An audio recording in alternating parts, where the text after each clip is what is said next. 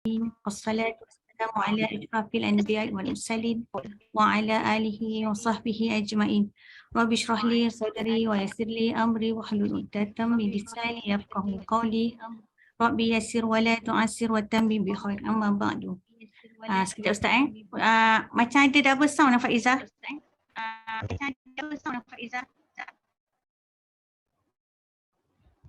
Cuba cek tengok Suara Kak Amar bercakap ada double. Dengar suara saya double tak? Tak pula. Okey tak suara? Sekarang better. Okey. Okey. Okey, alhamdulillah, terima kasih. Assalamualaikum warahmatullahi wabarakatuh. Saya ucapkan kepada Al-Fadhil Ustaz yang bersama dengan kita pada malam ini dan kepada semua sahabat-sahabat yang berkesempatan untuk hadir pada kuliah bulanan kita dengan tajuk yang kita ketengahkan pada malam ini, dahsyatnya Qiyamul Lail. Pandangan kita tidak lama lagi akan memasuki penghulu segala bulan Ramadan. Jadi hari ini kita bawa satu tajuk yang saya rasa kita semua ingin sama-sama belajar, sama-sama kita dengar. Double lah Ustaz, minta maaf suara saya double, saya pun tak pasti kenapa. Jadi saya harap kuliah kita pada malam ni sama-sama dapat kita manfaatkan bersama, dapat kita baharui lagi dan kita baiki lagi amalan kita, terutamanya amalan-amalan di sebelah waktu malam yang banyak hikmah, banyak keistimewaannya yang Allah kurniakan kepada kita umat Islam. Jadi sebelum kita mulakan majlis kita, saya perkenalkan dulu Al-Fadhil Ustaz yang bersama dengan kita pada malam ini.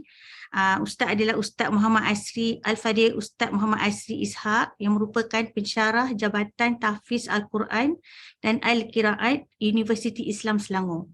Dengan ini saya menjemput Ustaz untuk meneruskan kuliah kita. Silakan Ustaz.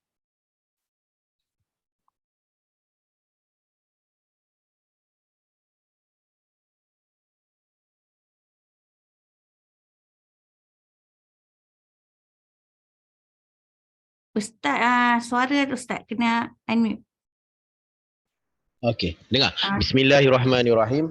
Alhamdulillahirabbil alamin wassalatu wassalamu ala asyrafil anbiya'i wal mursalin wa ala alihi wa sahbihi ajma'in. Qala rabbi shrah li sadri wa yassir li amri wahlul 'uqdatam min lisani yafqahu qawli. Subhanaka la ilma lana illa ma 'allamtana innaka antal alimul hakim. Wala haula wala quwata illa billahil aliyil azim. Rabbi zidna ilma amma ba'd. Assalamualaikum warahmatullahi taala wabarakatuh. Alhamdulillah, pertama dan selama-lamanya marilah kita sama-sama memanjatkan setinggi-tinggi kesyukuran kita terhadap Allah Subhanahu wa taala, kerana dengan limpah kasih sayang Allah Subhanahu wa taala kita masih lagi diberikan kesempatan oleh Allah untuk terus hidup di muka bumi Allah Subhanahu wa taala. Dan hidup ini merupakan satu nikmat. Mudah-mudahan dengan nikmat kehidupan yang Allah berikan kepada kita dapat menambahkan amal kebaikan kita untuk kita bawa bertemu kepada Allah Subhanahu wa taala. Kalaulah orang yang di dalam kubur itu ditakdirkan boleh berkata-kata, nescaya mereka akan berkata ataupun bermohon untuk kembali ke dunia bagi memperbanyakkan amal ibadah supaya kehidupan di hari akhirat nanti akan menjadi lebih tenang dan dekat dengan Allah Subhanahu wa taala. Tetapi itu adalah satu permintaan yang tidak mungkin akan ditunaikan oleh Allah Subhanahu wa taala. Kerana kehidupan kita di muka bumi ini hanyalah diberi peluang sekali sahaja dan tidak ada peluang kali yang kedua. Maka mudah-mudahan dengan peluang yang Allah berikan kepada kita, kita dapat menghirup udara Allah Subhanahu wa taala. Mudah-mudahan ianya dapat kita gunakan untuk kita menambahkan bekalan kehidupan kita untuk kita bawa bertemu dengan Allah Subhanahu wa taala. Jadi jazakumullah khair, barakallahu fikum. Terima kasih saya ucapkan kepada Puan Marina. Saya minta maaf, saya tengok pada nama je sebab saya tak. Jadi kepada Puan Marina selaku moderator, kepada semua tuan-tuan dan puan-puan yang dirahmati oleh Allah Subhanahu wa taala, ahlan wa sahlan, salam perkenalan. Saya kenalkan diri saya seberingkas supaya tuan-tuan dan puan-puan boleh kenal saya. Nama saya Muhammad Asri bin Ishaq. Saya berasal daripada Ampang, Selangor. Memulakan pengajian di sekolah rendah di Ampang, kemudian menyambung pengajian di sekolah menengah di Negeri Pahang, sekolah menengah Agama Dong, kemudian menyambung diploma Tahfiz Al-Quran dan Al-Qiraat di Darul Quran Kuala Kubu Baru, Jakim.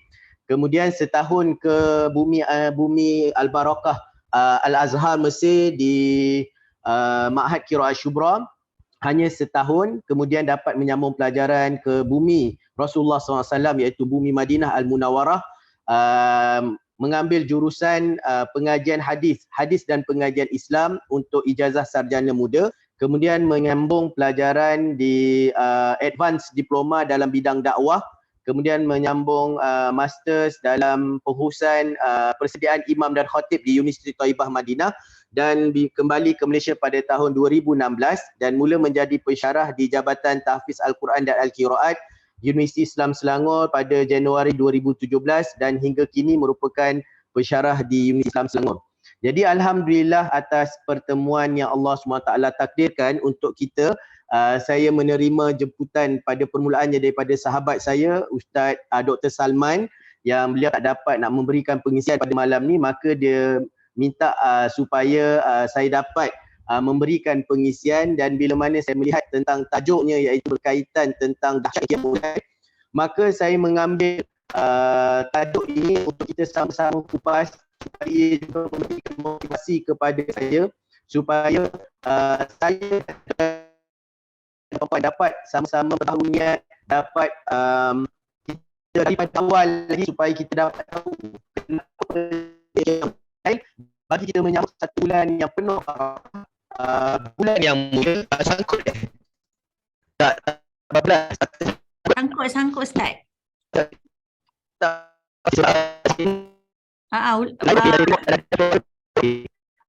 Masih sangkut. Masih sangkut. Tidak, saya cuba tukar.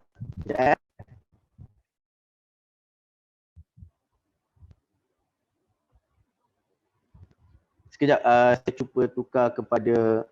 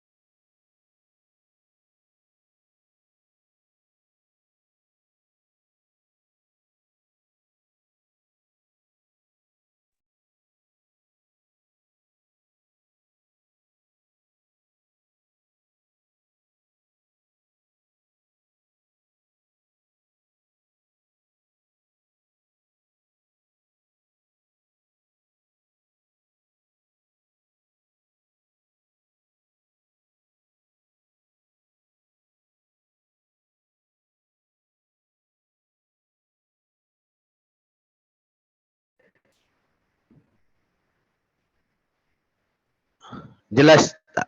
Dengar tak? Cuba Tak saya dengar. Boleh dengar tak suara saya? Alhamdulillah boleh dengar. Sekarang boleh dengar.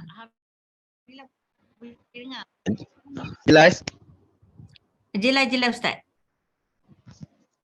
Okey. Jadi saya ulang, kita bersyukur kepada Allah Subhanahu Wa Taala kerana dengan limpah kurniaan Allah Subhanahu Wa Taala pada malam ini dapat kita sama-sama berkumpul di atas talian bagi kita sama-sama berbincang dan mengupas tentang satu tajuk yang sangat penting, iaitu berkaitan dengan dahsyatnya Qiyamul Lail.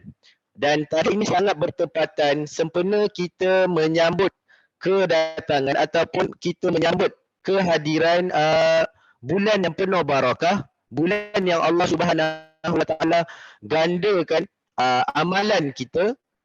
Mudah-mudahan dengan kita mengetahui kelebihan tentang Qiyamul Lail ataupun tentang bangun malam ini, kita dapat mempersiapkan diri kita, dapat kita letakkan sebagai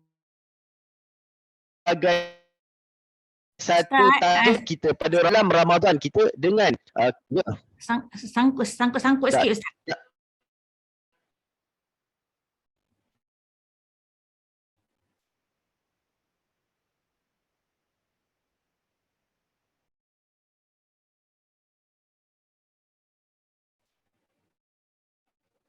Dengar tak? Jelas?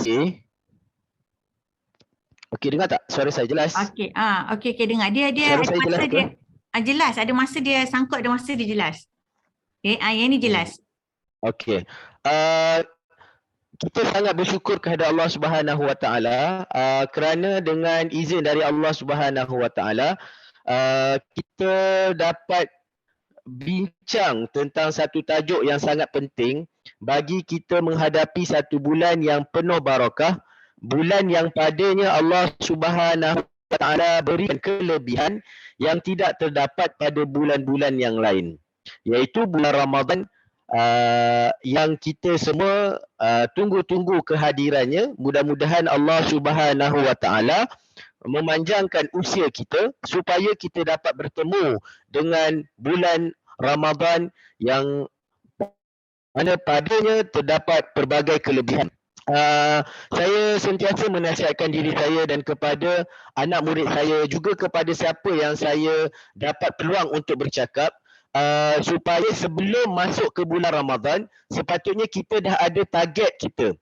Kita dah ada satu KPI yang perlu kita capai untuk Ramadan yang akan datang.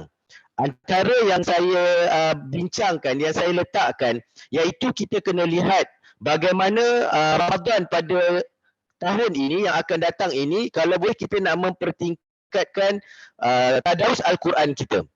Kalau sebelum ni kita mungkin khatam sekali, ataupun kita tak sempat nak khatam tahun ni, kita mesti perbarui. Kita kena letak dalam list kita. Untuk Ramadan pada tahun ini aku mesti khatam. Kalau yang dah khatam sekali, dia kena target untuk khatam 2 kali. Maksudnya kita nak cuba capai bahawa Ramadan yang akan datang ini dia lebih baik daripada Ramadan yang sebelumnya. Itu yang pertama. Yang kedua adalah kita menghidupkan malam Ramadan dengan solat tarawih. Itu tak kisahlah sama ada 8 ataupun 20, kedua-duanya adalah sunnah Rasulullah SAW. Yang penting setiap malam Ramadan itu kita tidak tinggal solat tarawih. Kalau tahun lepas kita ada tinggal, tahun ni kita kena pastikan bahawa Ramadan itu tidak akan berlalu tanpa setiap malam itu kita tinggal. Maksudnya kita tidak mendirikan solat tarawih. Kemudian yang ketiga adalah berkaitan dengan qiyamul lail. Kan? Kita kena perbaiki. Kalaulah Ramadan yang lepas kita banyak meninggalkan qiyamul lail, maka Ramadan pada tahun ini kita mesti pastikan bahawa tiap-tiap malam kita mampu untuk bangun bertahajud kepada Allah Subhanahu Wa Taala, bermunajat kepada Allah Subhanahu Wa Taala sebagai satu bekalan untuk kita bahawa bertemu dengan Allah Subhanahu Wa Taala. Dan kita akan bincangkan tentang qiyamul lail ini, tapi saya habiskan dulu antara target-target yang perlu kita ada pada bulan Ramadan. Kemudian kita akan kali kepada tajuk dahsyatnya qiyamul lail. Kemudian yang terakhir adalah berkaitan dengan amalan sedekah kita. Kan? Kalau tahun lepas kita mungkin sedekah tapi tidak, maksudnya kita tidak menyediakan persediaan. Sebab tu saya nasihatkan diri saya dan kepada siapa yang mampu saya bercakap, kita kena ada bajet untuk Ramadan yang akan datang ini. Berapa banyak untuk kita bersedekah? Bersedekah dengan cara bersedekah mengeluarkan duit, ataupun kita menaja mana-mana orang untuk berbuka puasa. Kerana kita tahu bahawa pahala bagi orang yang memberikan orang makan untuk berbuka, maka dia akan dapat pahala 2 kali ganda. Dia akan dapat pahala orang yang berpuasa tersebut, dan dia juga dapat pahala untuk dia mengeluarkan nafkah dia untuk memberi orang berbuka puasa. Maka ini antara KPI yang saya letakkan pada diri saya dan juga saya nasihatkan kepada sesiapa yang mampu untuk saya sampaikan. Maka benda ni kita letakkan sebagai KPI kita untuk Ramadan yang akan datang ini. Mudah-mudahan Ramadan yang akan datang ini, dia bila mana berlalu, dia akan membawa bersama keampunan Allah Subhanahu Wa Taala. Kita tak nak jadi golongan yang celaka, golongan yang bila mana berlalunya sebulan Ramadan tetapi namanya tidak termasuk daripada orang-orang yang diampunkan oleh Allah, namanya tidak termasuk daripada orang yang dimasukkan oleh Allah ke dalam syurga. Maka itu adalah satu kerugian yang sangat-sangat nyata. Kan? Saya selalu buat permisalan. Contohnya, kalaulah kata ada mana-mana mall ketika ini dia buat suatu maksudnya potongan harga pada barang-barang yang memang kita nak, sehingga kepada mungkin 70%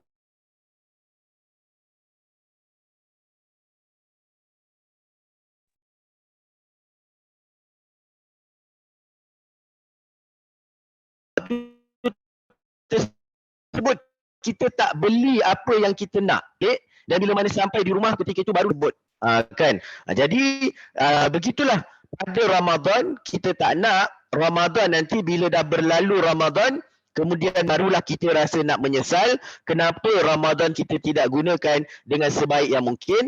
Jadi sebelum masuk Ramadan ini, kita dah ada persediaan untuk kita menghadapi, untuk kita masuk ke bulan Ramadan supaya kita tidak menjadi golongan yang rugi di sisi Allah Subhanahu Wa Taala. Perempuan yang dirahmati oleh Allah Subhanahu Wa Taala, timbul satu persoalan. Kenapa tajuk ini dia bawa kepada tajuk dahsyatnya Qiyamul Lail? Kenapa tak benda lain tapi dibincangkan tentang Qiyamul Lail? Jadi di sini saya cuba untuk bawa perbincangan ini untuk kita lihat kenapa Qiyamul Lail itu satu benda yang dahsyat lah, maksudnya kenapa dahsyat sangat Qiyamul Lail ini sehingga kita perlu dan kita tak boleh tinggalkan Qiyamul Lail ini, terutamanya pada bulan Ramadan. Dan mudah-mudahan bila mana kita dah biasa Qiyamul Lail pada bulan Ramadan, ianya dapat diteruskan pada bulan-bulan selain daripada bulan Ramadan. Okey, yang pertama, kita dengan beribadah kepada Allah ini adalah perintah Allah Subhanahu Wa Taala. Allah Subhanahu Wa Taala yang memerintahkan kita supaya kita menghidupkan malam ini dengan beribadah kepada Allah Subhanahu Wa Taala.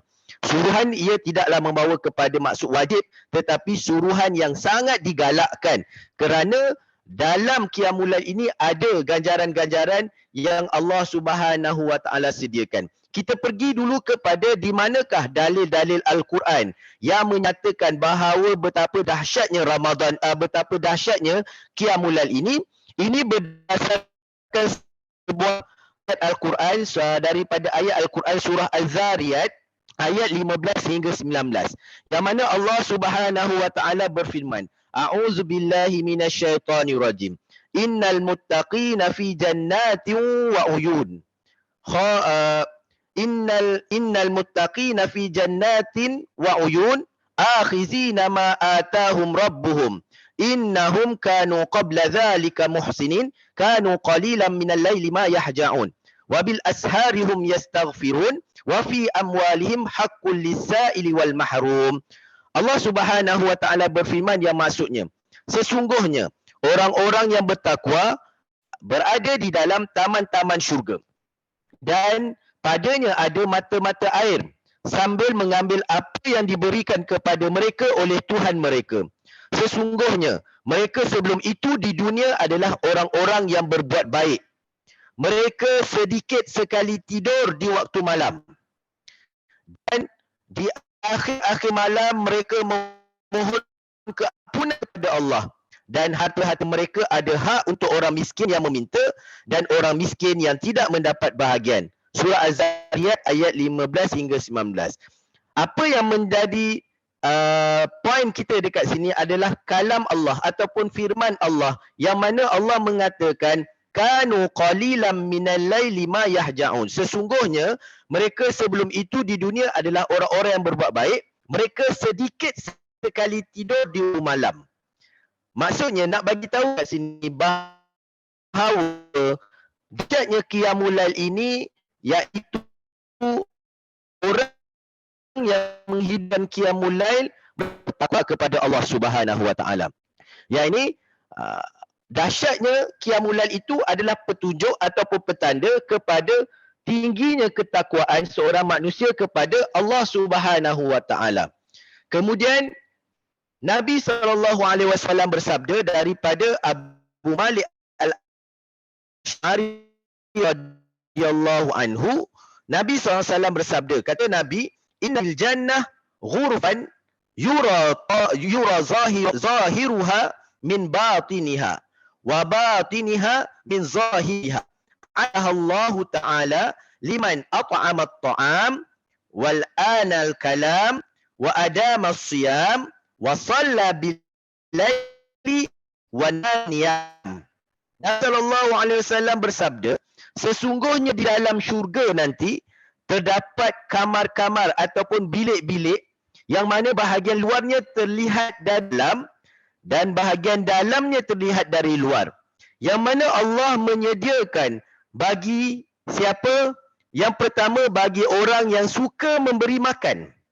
Yang kedua, orang yang bila mana berkata-kata perkataannya lunak, perkataannya lembut, perkataannya baik. Kemudian orang yang sentiasa berpuasa. Dan kata Nabi SAW, wa shalla bil-lail wan nasu niyam. Dan Nabi SAW mengkhususkan, Nabi kata, dan bilik ini disediakan untuk orang yang solat pada waktu malam di saat manusia tidur.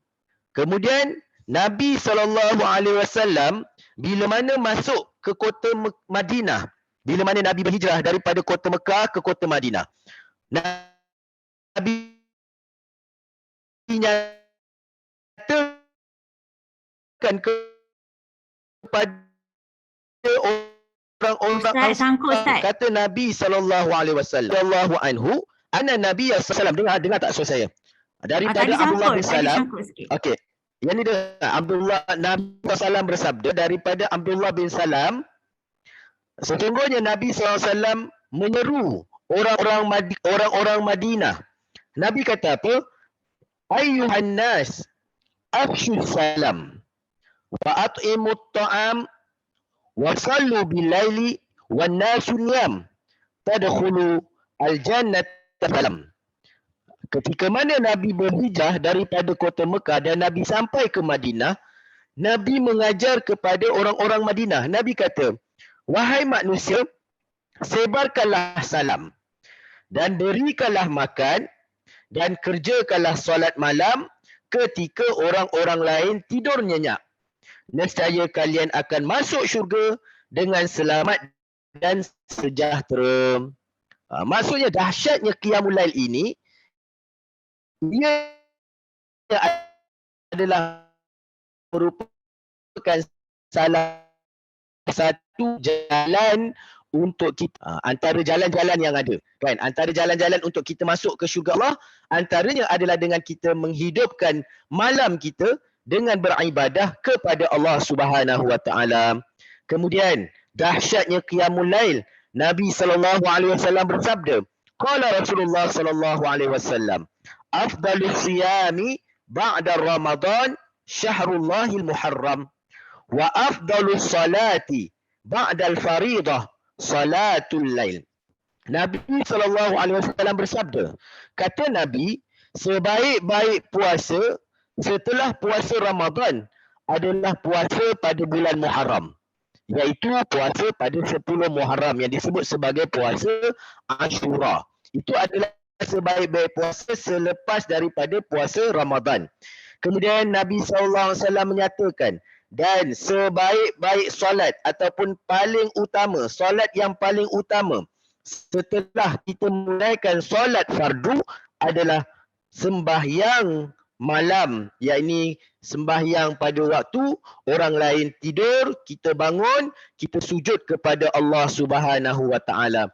Maka untuk Qiyamul Lail ataupun bangun malam ini, ianya adalah sebaik-baik amalan setelah mana amalan yang difardukan oleh Allah Subhanahu wa taala. Kemudian Nabi SAW menyatakan bahawa orang yang bangun malam ini golongannya adalah sedikit.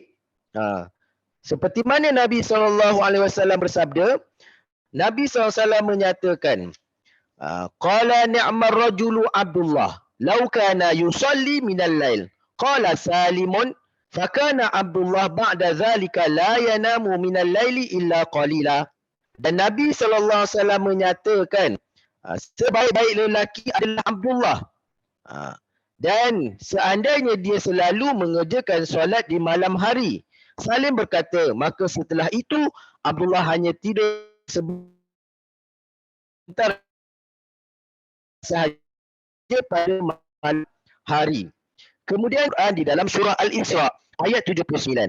Wa minal laili fatahajjat bihi nafilatan laka asa ay yab'asaka rabbuka maqaman mahmuda. Dan pada sebahagian malam lakukanlah solat tahajud sebagai suatu ibadah tambahan bagimu. Mudah-mudahan Tuhanmu mengangkatmu ke tempat yang terpuji.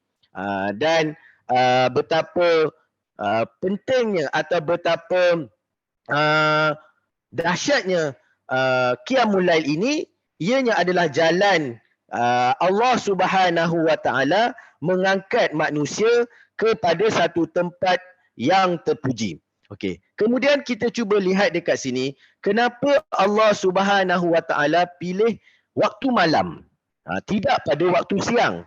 Kenapa tak ada amalan pada waktu siang? Ada, tetapi keutamaannya adalah pada waktu malam. Okey. Ini berdasarkan beberapa buah hadis yang mana Nabi SAW menyatakan bahawa pada waktu malam, pertengahan malam itu, Allah Subhanahu wa taala akan turun ke muka bumi dan melihat hamba-hambanya. Ya, saya tengok dekat sini. Dan juga Allah Subhanahu wa taala menyeru Nabi SAW supaya meninggalkan tempat tidur dan kembali kepada Allah Subhanahu wa taala, beribadah kepada Allah Subhanahu wa taala. Ini berdasarkan kita lihat kepada hadis Rasulullah sallallahu alaihi wasallam yang mana Nabi menyatakan, kat mana point dia kejap kat sini. Keutamaan. Okey. Nabi sallallahu alaihi wasallam menyatakan ketika mana yang pertama dikatakan bahawa Nahanahu ta'ala akan turun ke muka bumi. Dia kata dekat sini, dia kata dan juga pada waktu malam ini Allah Subhanahu wa taala akan sediakan. Dekat sini dia kata satu hadis daripada Asma bin Yazid radhiyallahu anhu, Rasulullah SAW bersabda, "Idza jama'allahu al-awwalina wal-akhirina yaumal qiyamah, jaa munadin fanada bi sautin yasma'ul khalaiq, sayalamu ahlul jam'i al-yawma min ula bil karam, thumma yarji'u fayunadi, liyakumul alladhi kanat tatajafa junubuhum fayakumuna wahum qalilun." Allah Subhanahu wa taala bila mana mengumpulkan semua manusia dari yang pertama hingga yang terakhir pada hari kiamat kelak, maka datang penyeru daripada malaikat lalu memanggil dengan suara yang terdengar oleh semua makhluk. Kata penyeru ini, hari ini semua yang berkumpul akan tahu siapa yang layak untuk mendapatkan kemuliaan. Kemudian penyeru itu kembali seraya berkata, hendaknya orang-orang yang lambungnya jauh dari tempat tidur, yakni orang-orang yang bangun pada waktu malam, lalu mereka bangkit sedang jumlah mereka adalah sedikit. Maksudnya nak bagi tahu bahawa orang yang bangun malam ini maksudnya jumlah mereka tak ramai. Sebab tu kita kena rebut dan kita kena jadikan diri kita daripada golongan yang sedikit tersebut. Okey. Saya tengah mencari di mana hadis. Saya kumpulkan satu hadis iaitu berkaitan dengan Allah Subhanahu wa taala akan datang pada waktu malam dan Allah Subhanahu wa taala akan memperkenankan doa-doa bagi orang yang bangun pada waktu malam. Kenapa pada waktu malam? Kerana pada waktu ini ianya adalah satu perkara yang mujahadah kepada manusia. Kan waktu orang yang berehat, waktu orang berehat, maka Allah nak menyaksikan di mana hamba-hamba dia yang sanggup meninggalkan kesenangan, keseronokan dalam tidur itu untuk bangun dan bertemu dengan Allah Subhanahu wa taala. Kat mana? Kita ada tadi saya jumpa satu hadis yang mana Allah SWT kat sini. Sekejap. Nanti kalau saya jumpa saya akan kita sentuh tentang bahawa pada waktu malam itu Allah Subhanahu Wa Taala dia akan turun ke muka bumi, kemudian Allah Subhanahu Wa Taala akan memberikan Allah Subhanahu Wa Taala akan memakbulkan permintaan hamba-hamba dia yang bangun pada waktu malam dan berdoa kepadanya. Okey.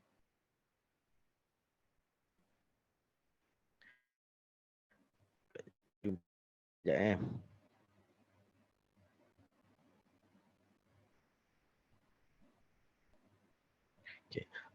kemudian kita cuba lihat apakah keistimewaan yang Allah berikan kepada orang yang bangun pada waktu malam untuk beribadah kepada Allah Subhanahu Wa Taala.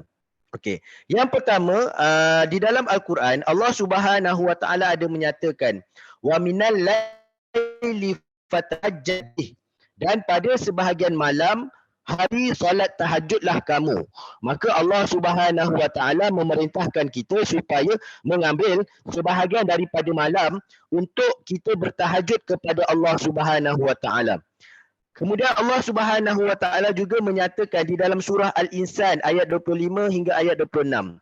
Wazkurisma rabbika bukratan wa asila wa minal laili fasjud lahu wasabbihhu lailan tawila. Dan sebutlah nama Tuhanmu pada waktu pagi dan petang, dan pada sebahagian dari malam maka sujudlah kepadanya dan bertasbihlah kepadanya pada bahagian yang panjang di malam hari. Kemudian Allah Subhanahu Wa Taala berfirman, wa minal laili fasabbihhu wa adbarus sujud. Allah Subhanahu Wa Taala menyatakan, dan bertasbihlah kamu kepadanya di malam hari dan setiap selesai solat. Kemudian Nabi SAW di sini dinyatakan oleh Ibnu Abbas, dia kata apa berkaitan dengan satu ayat, iaitu ayat surah Az-Zariyat yang kita baca tadi, kanu qalilan minal laili ma yahja'un wa bil asharihum yastaghfirun. Mereka sedikit sekali tidur di waktu malam dan di akhir-akhir malam mereka memohon keampunan kepada Allah. Ibnu Abbas radhiyallahu anhuma menyatakan, tidak ada satu malam yang terlewat oleh mereka melainkan mereka solat walaupun hanya beberapa rakaat sahaja. Ini bagaimana para sahabat Nabi menyahut seruan Allah Subhanahu Wa Taala. Dan Hasan Al-Basri juga berkata, setiap malam mereka tidak tidur kecuali sangat sedikit. Hasan Al-Basri juga mengatakan, mereka melakukan solat malam dengan lamanya dan penuh semangat hingga tiba waktu memohon ampun, yakni pada waktu sahur. Kemudian Allah Subhanahu Wa Taala berfirman dan memuji bagi orang-orang yang menghidupkan malamnya. Kata Allah Subhanahu Wa Taala, tatajafa junubuhum anil madaji'i yad'una rabbahum khawfan wa tama'a wa mimma razaqnahum yunfikun. Fala ta'lamu nafsum ma ukhfiya lahum min qurrati a'yun jazaa'an bima kanu ya'malun. Kata Allah Subhanahu Wa Taala, lambung mereka jauh dari tempat tidurnya. Maksudnya orang-orang yang tinggalkan tempat tidur mereka, dan mereka ini berdoa kepada Tuhannya dengan rasa takut dan berharap, dan mereka menafkahkan sebahagian dari rezeki yang kami berikan kepada mereka. Seorang pun tidak mengetahui apa yang disembunyikan untuk mereka, iaitu bermacam-macam nikmat yang menyedapkan pandangan mata sebagai balasan terhadap apa yang mereka kerjakan. Maka keistimewaan bagi orang yang menghidupkan malamnya dengan beribadah kepada Allah, maka Allah Subhanahu Wa Taala akan berikan mereka pelbagai nikmat, yang mana nikmat-nikmat ini akan menyedapkan pandangan mata sebagai balasan bila mana manusia itu bangun dan bermohon kepada Allah Subhanahu Wa Taala. Imam Ibnu Katsir rahimahullah dalam tafsirnya menyatakan, yang dimaksudkan dengan apa yang mereka lakukan adalah solat malam dan meninggalkan tidur serta berbaring di tempat tidur yang empuk. Al-Alamah Ibnu Qayyim rahimahullah mengatakan, cubalah renungkan bagaimana Allah membalas solat malam yang mereka lakukan secara sembunyi dengan balasan ia sembunyikan bagi mereka, yakni yang tidak diketahui oleh semua jiwa. Juga bagaimana Allah membalas rasa gelisah, takut dan gundah gulana mereka di atas tempat tidur saat bangun untuk melakukan solat malam dengan kesenangan jiwa di dalam syurga. Kemudian Nabi SAW ada menyatakan,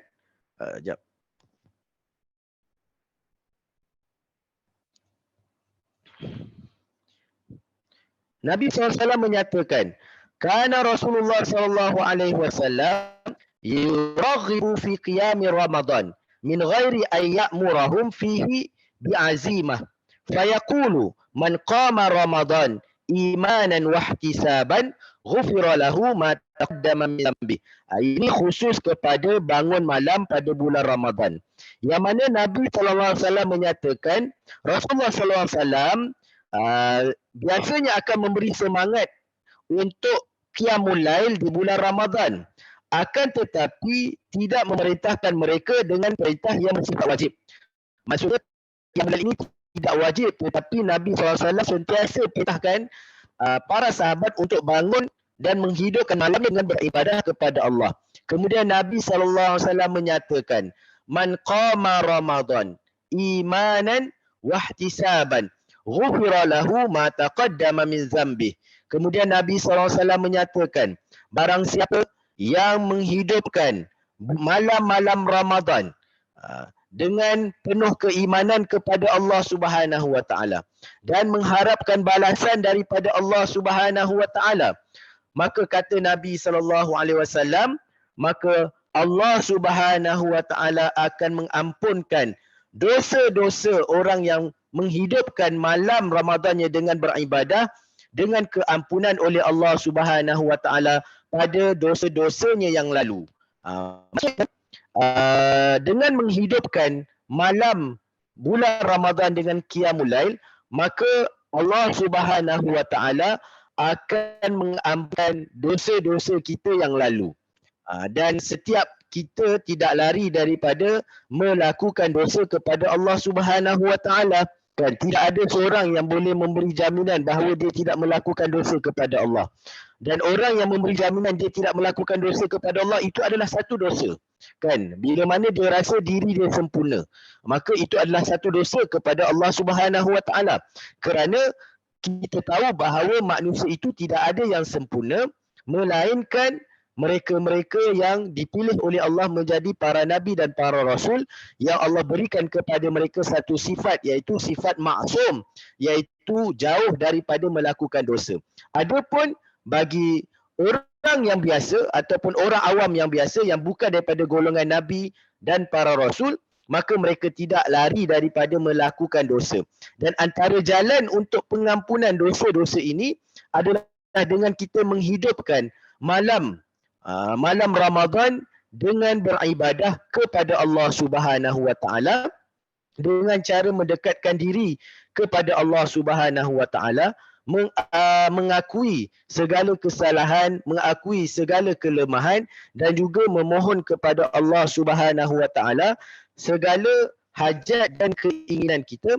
Dan sesungguhnya Allah Subhanahu wa taala sangat-sangat menunggu doa ataupun permintaan daripada kita untuk Allah Subhanahu wa taala kenalkan. Okey. Nabi SAW bersabda bahawa dari Jabir radhiyallahu taala anhu, aku mendengar Rasulullah SAW bersabda, Inna fil laili la sa'atan la yuwafiquha rajulun muslim yas'alullaha khairan min amri dunya wal akhirah illa a'tahu iyyahu wa dhalika kullu lailah. Kata Jabir radhiyallahu anhu, dia pernah mendengar Nabi SAW bersabda, yang mana Nabi menyatakan bahawa sesungguhnya pada malam hari benar-benar ada suatu saat yang tidaklah seorang Muslim ketika itu, kalau dia memohon kebaikan kepada Allah dalam urusan dunia dan juga urusan akhiratnya, nescaya Allah Subhanahu wa taala pasti akan memberikannya. Dan yang demikian itu terdapat pada setiap malam. Jadi Nabi SAW mengkhususkan saat mustajabnya doa itu, saat mustajabnya permintaan itu adalah pada waktu malam. Jadi di sini dinyatakan bahawa peluang malam hari sebagai waktu yang mustajab sangat besar. Oleh kerana itu, kita dianjurkan berdoa pada setiap waktu di malam hari dengan harapan dapat bertepatan dengan saat yang mustajab. Kemudian dikatakan juga bahawa seorang Muslim bila mana dia berdoa untuk kebaikan, maksudnya dia bukan hanya boleh berdoa untuk kebaikan akhirat, tetapi juga untuk kebaikan kehidupannya di dunia.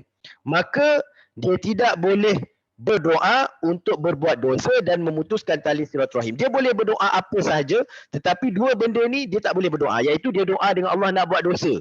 Itu tak dibenarkan. Ataupun dia berdoa kepada Allah untuk memutuskan tali silaturahim sesama saudaranya, maka itu juga tidak dibenarkan dalam berdoa.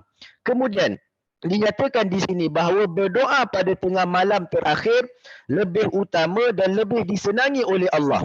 Hal ini berdasarkan hadis Hasan dari Abu Umamah yang mana diperkuatkan hadis ini dengan jalan-jalan ataupun riwayat-riwayat yang lain, yang mana dia pernah berkata, yakni Abu Umamah pernah berkata, pernah ditanya kepada Rasulullah, doa apakah yang paling didengari oleh Allah? Maka Nabi SAW menjawab, iaitu doa di pertengahan malam dan setelah solat-solat wajib. Maksudnya, sahabat ni tanya dekat Nabi, ya Rasulullah, kalau aku nak berdoa, yang mana doa aku ni diperkenankan oleh Allah pada waktu waktu yang paling sesuai untuk aku berdoa. Maka kata Nabi, yang pertama adalah selepas kita solat wajib. Maksudnya selepas solat maghrib, selepas solat isyak, selepas solat subuh, selepas solat zuhur dan selepas solat asar. Dan selepas daripada solat-solat fardu, waktu yang paling mustajab, yakni waktu yang paling kita hampir dengan Allah adalah pada waktu di pertengahan malam. Maka dengan sebab itulah Nabi SAW sangat menggalakkan kepada umatnya supaya menghidupkan malam-malam ini dengan beribadah kepada Allah Subhanahu wa Ta'ala, terutamanya pada malam-malam Ramadan. Yang ini didasarkan dengan beberapa hadis. Seperti mana kata Nabi SAW, Nabi menyatakan, rahimallahu rajulan qama minal laili fasalla wa ayqadha imra'atahu fa in abad nadaha fi wajhiha al-ma'a. Rahimallahu imra'atan qamat minal laili fasallat wa ayqazat zawjaha fa in aba nadahat fi wajhihi al-ma'. Kata Nabi SAW, semoga Allah, Nabi mendoakan kerahmatan. Nabi kata apa? Semoga Allah selalu merahmati seorang lelaki, yakni seorang suami yang bila mana dia bangun pada waktu malam hari untuk mengerjakan solat, maka dia tidak solat hanya dirinya sahaja, bahkan dia membangunkan isterinya. Dan sekiranya isterinya tidak mahu bangun, maksudnya enggan bangun, maka ketika itu dia memercikkan sedikit air pada wajah isteri dia, maksudnya direnjiskan. Dan juga Nabi mendoakan, Nabi kata semoga Allah sentiasa merahmati seorang perempuan, yakni isteri yang bangun malam, lantas dia melaksanakan solat dan dia membangunkan suaminya. Jika suaminya enggan, dia memercikkan air ke wajah suaminya. Maka di sini adalah menunjukkan betapa Nabi SAW mendoakan kerahmatan bagi sebuah keluarga yang bila mana dia menghidupkan malam harinya dengan beribadah, dan tidak hanya dirinya sahaja, bahkan dia gerak suami dia, dia gerak isteri dia untuk sama-sama menghidupkan malam tersebut dengan beribadah kepada Allah Subhanahu wa Ta'ala.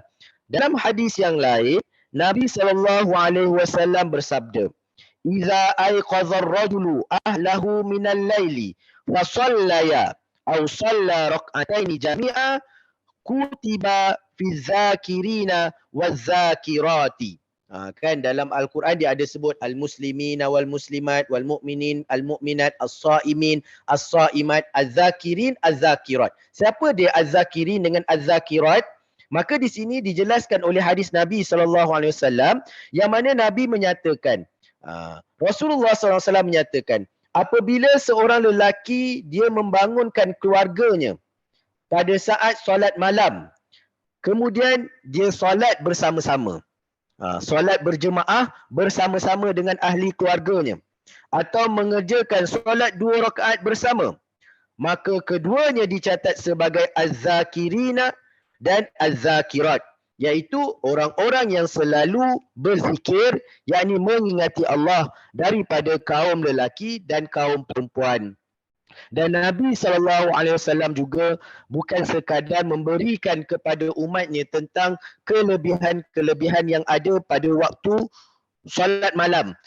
Bahkan Nabi SAW dalam riwayat ketika mana berlalunya ketika mana sampainya Ramadan itu pada 10 malam terakhir, Nabi SAW akan mengikat kainnya. Yakni Nabi SAW tidak akan mendatangi isterinya. Kemudian bila mana Nabi bangun, Nabi akan gerak ahli keluarga dia. Ada riwayat Nabi gerak Fatimah. Nabi pergi ke rumah Saidina Ali, Nabi gerak Saidina Ali dan juga Fatimah supaya bangun untuk menghidupkan malam itu dengan bertahajud ataupun dengan beribadah kepada Allah Subhanahu Wa Taala. Jadi ini hadis-hadis tentang kelebihan yang ada pada menghidupkan malam dengan beribadah kepada Allah Subhanahu Wa Taala, iaitu yang disebut sebagai qiyamul lail. Qiyamul lail ni kita mudah nak faham. Qiyamul lail itu maksudnya adalah kita bangun pada waktu malam. Maka dengan sebab itu untuk mendapatkan pahala qiyamul lail ini, sebahagian ulama mengatakan dia perlu tidur dulu. Kalau dia sentiasa bangun daripada waktu malam tu kata tak tidur, maka itu tak termasuk daripada qiyamul lail. Qiyamul lail ini bangun pada waktu malam itu dia mesti dimulakan dengan tidur. Sejam ke 2 jam. Kalau menurut Dr. Zulkifli Al-Bakri, dia ada menyatakan dekat sini bila mana ditanya apakah yang dimaksudkan dengan qiyamul lail dan bilakah waktu qiyamul lail ini, maka dia menjawab dekat sini, dia kata jika dia ambil kira waktu solat semasa di Kuala Lumpur mengikut kaedah 24 jam, waktu maghrib lebih kurang dalam pukul 9.20 ataupun 9.30, pukul 7.20 ataupun 7.30. Okey. Dan berakhir waktu isyak lebih kurang dalam pukul 6 kalau sekarang ni. Maka jumlah waktu malam ialah lebih kurang dalam 11 jam. Jika sepertiga malam ialah 3 jam 50 minit, maka bermula sepertiga malam terakhir ialah kira-kira jam 2.30 hinggalah subuh. Jadi maksudnya kalau kita tidur kemudian kita bangun dalam jam 2 pagi ke atas, maksudnya 2 pagi sampai azan subuh, maka itu adalah waktu yang terbaik ataupun waktu yang dikira sebagai waktu ataupun yang dikira sebagai qiyamul lail. Dan kemudian dia kata dekat sini berkenaan dengan solat tahajud. Solat ini dilaksanakan selepas bangun dari tidur sebelum masuk waktu subuh. Ini kita boleh tengok dalam kitab Fiqh Al-Manhaji. Maksudnya untuk tahajud dia lebih luas. Kalau sebelum azan subuh 10 minit maka itu kira tahajud. Kalau nak kata qiyamul lail, menghidupkan malam itu dia bermula daripada sepertiga malam, iaitu bermula lebih kurang dalam 2 jam 2.30 pagi hinggalah ke azan subuh. Tapi kalau tak mampu, maksudnya kalau kita kata kita tak mampu untuk qiyamul lail, maka kita akan ambil tahajud. Maka tahajud ini dia boleh sebelum masuk waktu subuh. Maksudnya kalau sekarang azan pukul 6 lebih kurang kan 6-7 minit, maksudnya kalau kita bangun 5.30 maka sempat lagi untuk kita solat tahajud ataupun untuk kita menghidupkan sebahagian malam itu dengan beribadah kepada Allah Subhanahu Wa Taala. Sebuah hadis daripada Abu Hurairah radhiyallahu taala anhu. Ini yang saya kata tadi bahawa Allah Subhanahu Wa Taala turun pada waktu malam. Baru jumpa hadis dia yang mana Nabi SAW menyatakan, yanzilu rabbuna tabaraka wa ta'ala kulla lailatin ila sama'i dunya hina yabqa sulusul lailil akhir yaqulu man yad'uni fastajibu lahu man yas'alni fa'atihi man yastaghfirni faghfir lahu. Nabi SAW menyatakan yang mana hadis ini merupakan hadis yang sahih riwayat Imam Bukhari dan Imam Muslim, iaitu kata Nabi, Tuhan yang maha barakah, Tuhan yang maha berkat dan yang maha tinggi turun setiap malam ke langit dunia sewaktu masa berbaki sepertiga malam terakhir. Kemudian Allah Subhanahu wa taala berfirman, kata Allah, barang siapa yang berdoa kepadaku, nescaya aku akan perkenankan baginya. Dan barang siapa yang meminta kepadaku, nescaya aku akan memberikan apa yang mereka minta. Dan barang siapa yang meminta keampunan kepadaku, maka aku akan mengampunkan dosa-dosa mereka. Syekh Mustafa Al-Bugha berkata, termasuk yang dikehendaki dengan turun ialah turunnya ketetapannya, rahmatnya, kelembutannya dan keampunannya. Maka dikira Qiyamul Lail itu adalah dengan kita menghidupkan sepertiga malam setelah mana kita tidur terlebih dahulu, kemudian selepas kita tidur, kita bangun, berwuduk dan kita mulakan malam itu dengan solat. Maka di sini saya akan kongsikan dengan tuan-tuan dan puan-puan berkaitan bagaimana tata cara untuk kita menghidupkan Qiyamul Lail itu. Dia kata dekat sini mana dia dia kata bagaimana malam. Okey.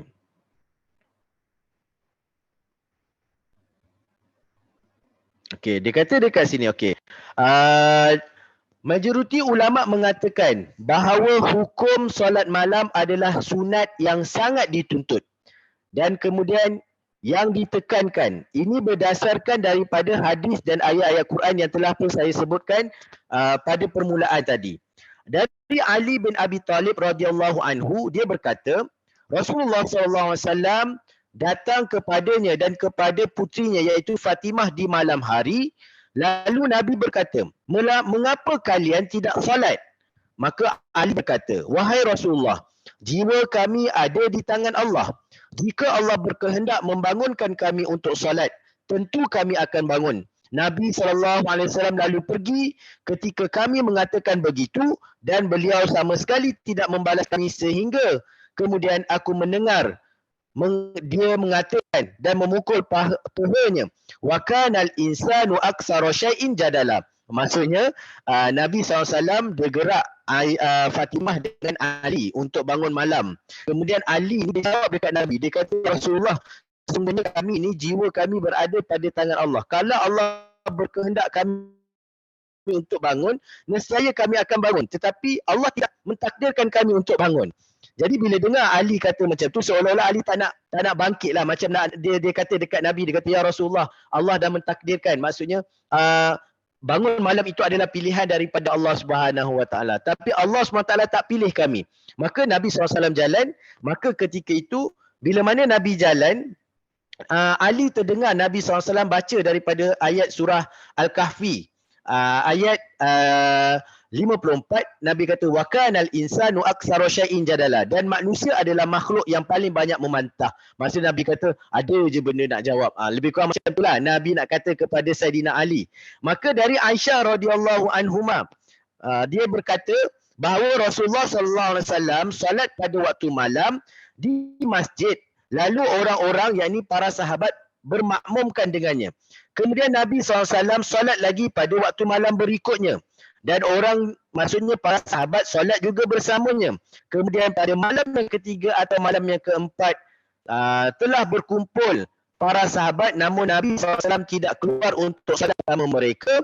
Maka pada waktu pagi, Nabi SAW terangkan kepada para sahabat. Nabi kata, aku tidak mengetahui apa yang kalian lakukan dan aku tidak keluar menemui kalian, melainkan kerana aku takut solat ini akan diwajibkan ke atas kalian. Maka nak bagi tahu bahawa solat Qiyamul Lail ini adalah satu solat yang sunat dan dia bukanlah satu kewajipan. Sebab tu bila mana lihat para sahabat makin ramai solat bersama dengan Nabi, maka Nabi SAW hentikan solat tu supaya tak nak jadikan benda tu sebagai satu benda yang wajib. Okey. Kemudian dikatakan dekat sini kita lihat bagaimana tata mendirikan solat malam.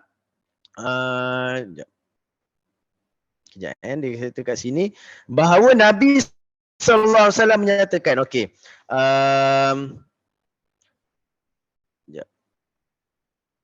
Okey. Nabi SAW menyatakan dalam sebuah hadis, ta'allamul Quran waqra'uhu wa illam taqumu bih fa inna masal Qur'ani liman ta'allamahu faqara'ahu wa qama bihi kamasalil jarabi mahshu miskan yafuha rihahu fi kulli makan wa masalu man ta'allamahu wa raqada wa huwa fi jawfi kamasali jarabi au qiya ala misk.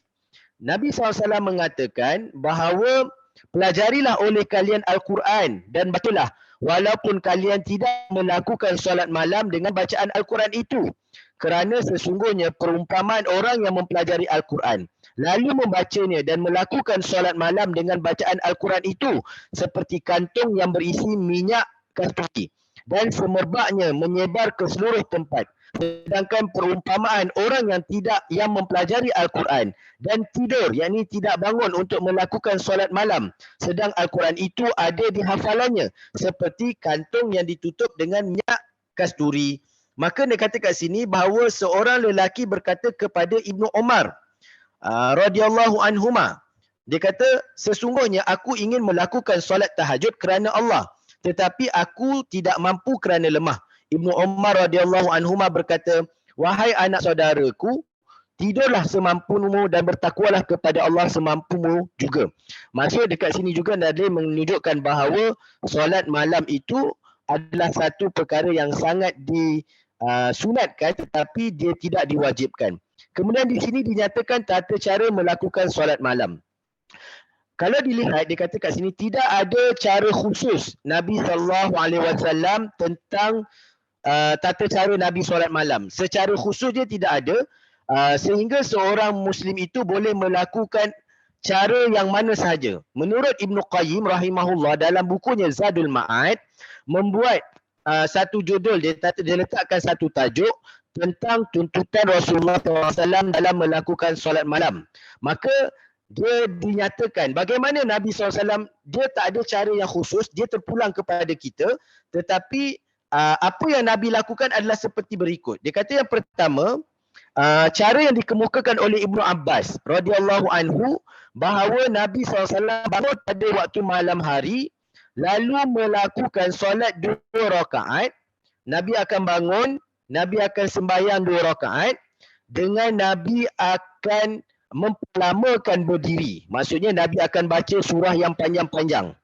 Kemudian Nabi juga akan memperlamakan rukuk dan Nabi juga akan memperlamakan sujud. Kemudian Nabi SAW pergi lalu tidur hingga ke pagi. Maksudnya ada kalanya Nabi SAW bila mana bangun malam Nabi akan berdiri dalam keadaan yang lama. Maksudnya sampai ada sahabat katakan Nabi sampai ngelenguh, Nabi baca surah Baqarah, kemudian Nabi sambung surah Ali Imran, Nabi sambung surah An-Nisa. Sampai sahabat ni dia rasa dah tak boleh tahan. Sebab tu bila mana ada hadis yang menyatakan bahawa Nabi bangun malam, Nabi bila mana Nabi qiyam,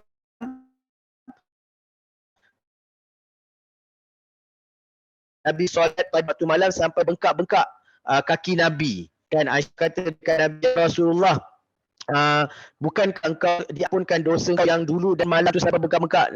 Kata Nabi SAW, salah ke untuk aku menjadi seorang insan yang bersyukur?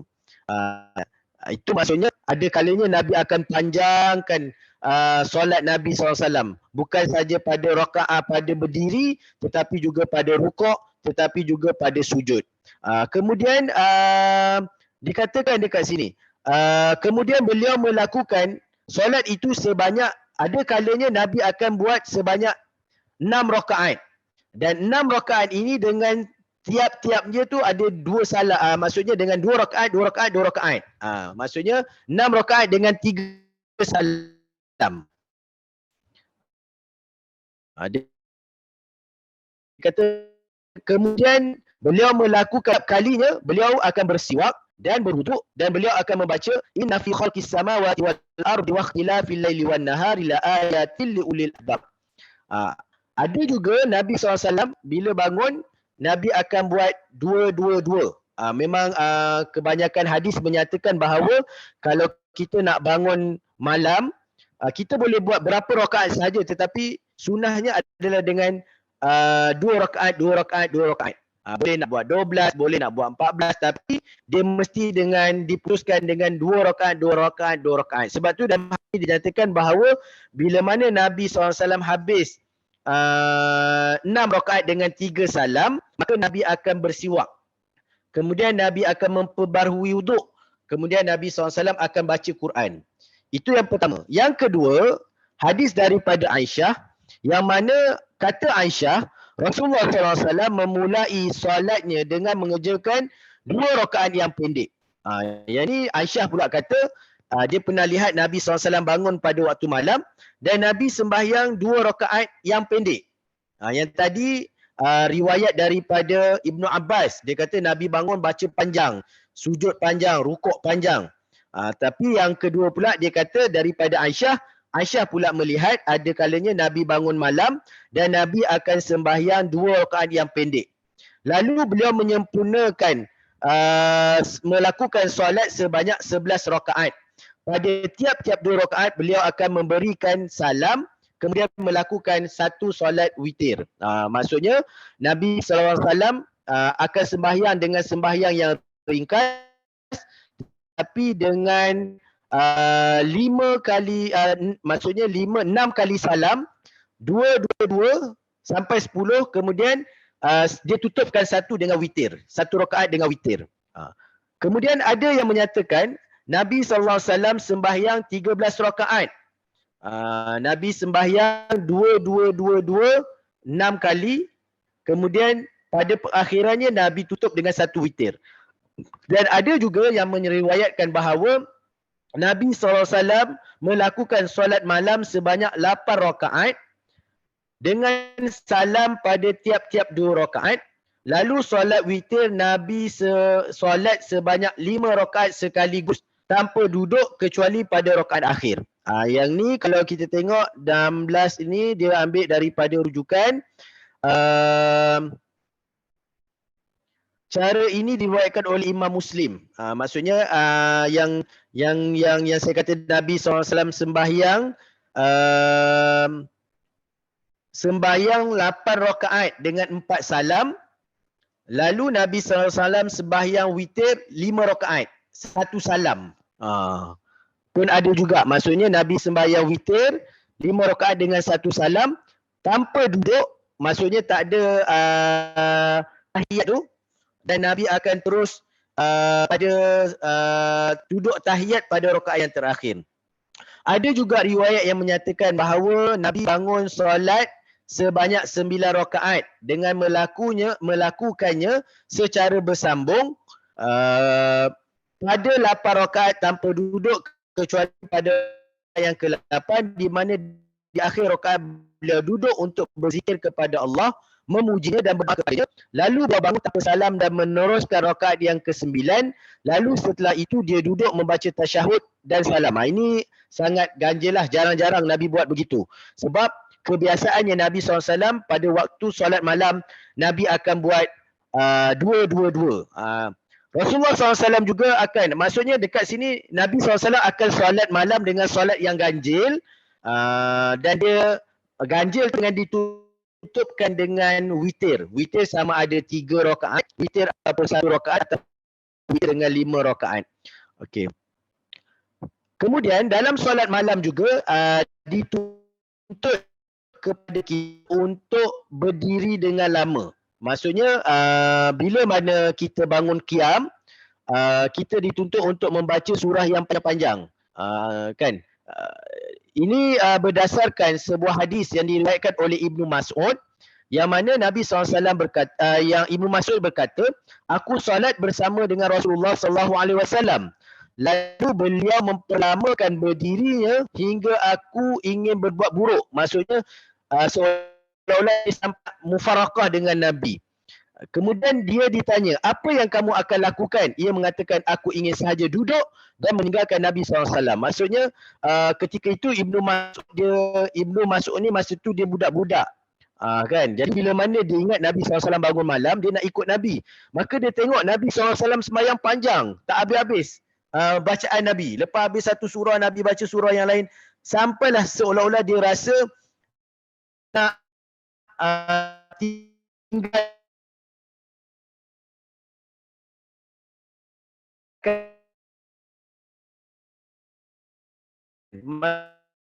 dia tak ada sembah dengan Nabi SAW. Maksudnya Nabi SAW dia akan panjangkan solatnya. Kemudian bahawa solat malam yang dilakukan oleh Nabi ini yang paling sering dilakukan oleh Nabi, solat dalam keadaan duduk. Maksudnya ada kalanya Nabi SAW sembahyang juga dalam keadaan duduk.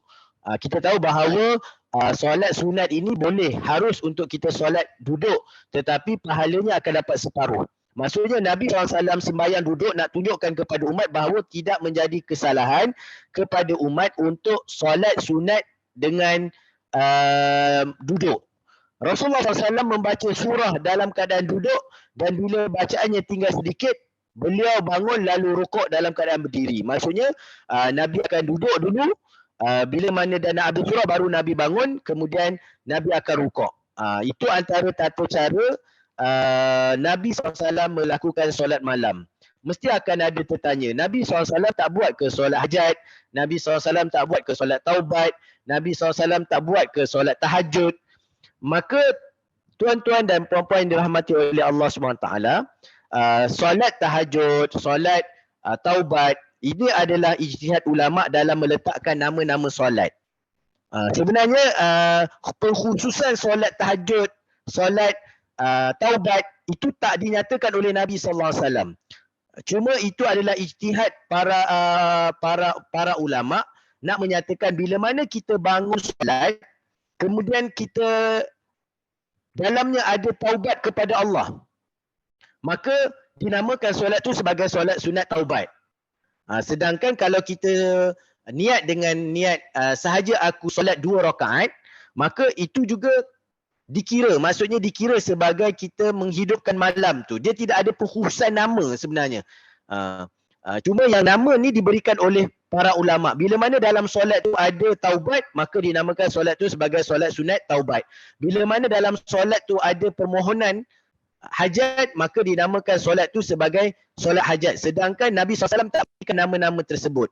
Cuma Nabi bagi tahu kepada para sahabat, bila mana kamu berkeinginan sesuatu kepada Allah, maka solatlah. Sebagaimana Allah SWT menyatakan dalam Al-Quran, Ya ayyuhallazina amanu sta'inu bisabri wassalah. Wahai orang-orang yang beriman, mintalah pertolongan kepada Allah dengan sabar dan sembahyang. Maka Allah kata bila ada nak mohon pertolongan, sabar, kemudian solat, maka para ulama mengatakan itu namanya adalah solat hajat. Kan?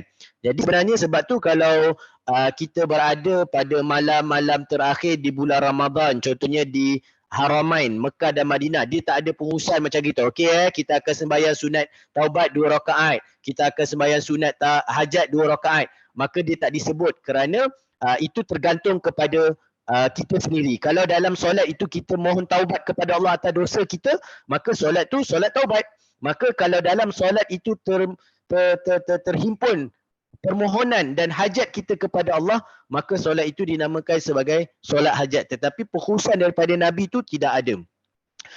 Selain daripada solat, qiyamul lail ini juga boleh dihidupkan dengan kita berzikir, mengingati Allah Subhanahu Wa Taala. Ini ada hadis. Kadang orang lihat bila qiyamul lail itu mesti bangun solat, kan? Sebenarnya tidak. Ada satu doa, ada satu hadis yang mana Nabi SAW bersabda, Nabi ajarkan kepada para sahabat. Nabi kata apa? Bila mana seseorang itu bangun pada waktu malam, Kan kadang-kadang kita terjaga dan kadang-kadang mungkin liat sikit nak bangun mendirikan solat, tapi kita nakkan pahala ataupun kita nakkan dapat ganjaran menghidupkan malam itu dengan qiyamul lail. Maka Nabi kata dekat sini dikatakan bahawa doa, ada satu doa yang mana Nabi ajarkan kepada umat. Nabi kata kat sini, barang siapa yang bangun pada waktu malam, kemudian dia mengucapkan kalimah la ilaha illallah wahdahu la syarikalah lahul mulku wa lahul ham wa huwa ala kulli syai'in qadir. Kemudian dia memuji Allah dengan mengatakan alhamdulillah. Kemudian dia bertasbih kepada Allah dengan menyebut subhanallah. Kemudian dia mengucapkan tahlil kepada Allah, la ilaha illallah. Kemudian dia mengucapkan takbir kepada Allah, wallahu akbar, dan dia juga mengucapkan kalimah la haula wala quwata illa billah. Maksudnya dia sebut dulu la ilaha illallah wahdah la syarikalah lahul mulku wa lahul hamdu wa huwa ala kulli syai'in qadir. Kemudian dia puji Allah, alhamdulillah, subhanallah, la ilaha illallah, Allahu akbar, la haula wala quwata illa billah. Maka di sini dikatakan bahawa tidak ada kemampuan dan kekuatan kepada Allah. Kemudian setelah itu dia berdoa. Maksudnya lepas dia baca zikir tadi, kemudian dia berdoa dan bermunajat kepada Allah sekehendak hatinya, maka di saat itu Allah Subhanahu Wa Taala akan memperkenalkan doa-doanya. Dekat sini dinyatakan, dia kata apa? Doa ini dibaca di saat kita terbangun daripada tidur. Maksudnya kita terjaga daripada tidur. Maka Nabi sallallahu alaihi wasallam menyatakan bahawa siapa terbangun dari tidurnya di malam hari, lalu dia membaca doa di atas, kemudian itu dia berdoa atau memohon ampun, nescaya Allah akan memberikan, memakbulkan doanya. Dan jika dia bangun berwuduk, itu yang pertama. Dia baca doa tu, kemudian Allah SWT akan perkenalkan permintaan dia. Dan yang lebih baik, kalau selepas dia baca doa tu, dia mohon kepada Allah, kemudian dia berwuduk, dia bangun berwuduk, kemudian dia bersolat, maka Nabi SAW, nescaya Allah akan menerima solatnya, dan Allah SWT akan menerima solatnya dan menerima doanya. Ibnu Battal rahimahullah mengatakan bahawa orang yang telah, maksudnya sebaik-baiknya, maksudnya sayugianya, bila mana ada orang yang telah sampai kepadanya hadis ini, maka hendaklah dia mengamalkannya dan mengikhlaskan niatnya dalam mengamalkannya. Ketika menjelaskan hadis ini, Ibnu Hajar rahimahullah membawa sebuah faedah yang menarik. Dia kata apa dekat sini terhadap zikir, daripada dari Abdullah Al-Farab rahimahullah, salah seorang yang meriwayatkan hadis daripada Imam Bukhari, dia mengatakan, saya membaca zikir ini ketika dia terbangun dari tidur, kemudian setelah itu dia tidur. Dalam tidur itu aku didatangi seseorang. Dia kata kat sini, saya baca kisah dia.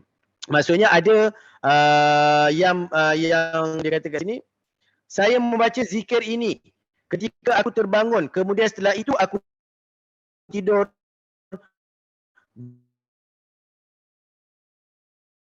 Dalam tidur itu aku didatangi oleh seorang dan membaca ila siratil hamid, dan mereka diberi petunjuk kepada ucapan-ucapan yang baik dan ditunjuki pula kepada jalan Allah yang terpuji. Maknanya ada ulama yang bila mana dia terjaga daripada tidur dia amalkan doa yang disebut tadi. Maksudnya kemudian Allah takdirkan dia bermimpi, dan dalam mimpi itu ada seorang sahabat, ada seorang lain yang membacakan ayat yang bermaksud, dan mereka diberi petunjuk kepada ucapan-ucapan yang baik dan ditunjuki pula kepada jalan Allah yang terpuji.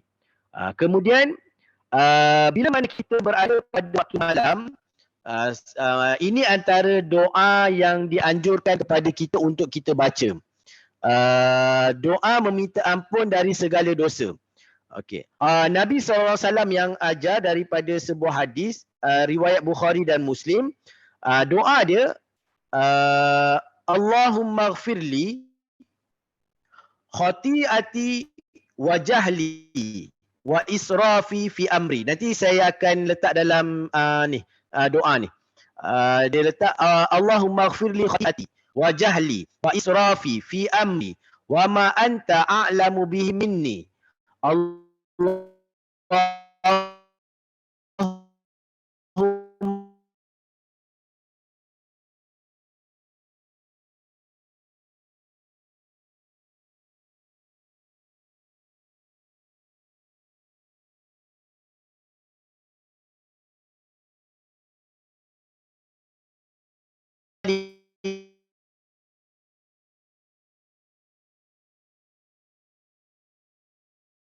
indi Allahumma ighfirli ma qaddamtu wa ma akhartu.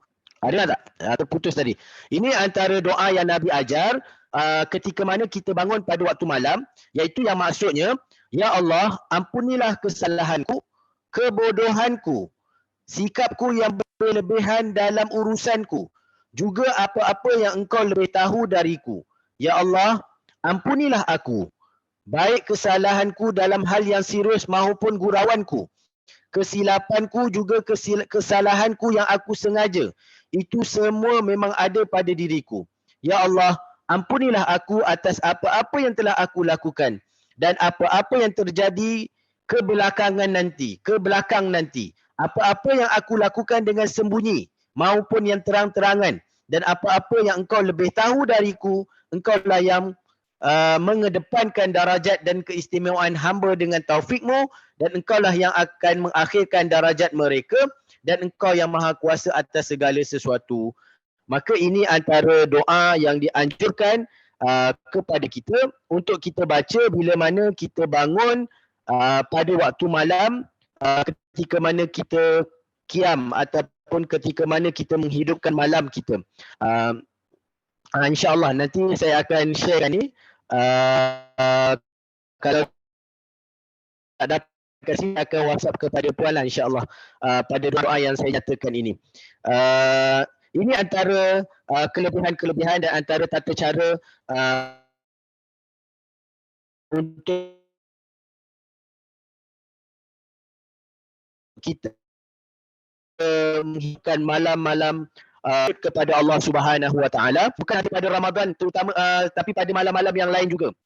Tetapi Ramadan ini dia lebih dekat dan lebih mudah kerana pada waktu ini Allah Subhanahu Wa Taala mengikat syaitan-syaitan yang menjadi penyebab kepada kita sukar untuk kita bangun pada waktu malam beribadah kepada Allah. Ini terbukti dengan sebuah hadis yang mana Nabi SAW menyatakan,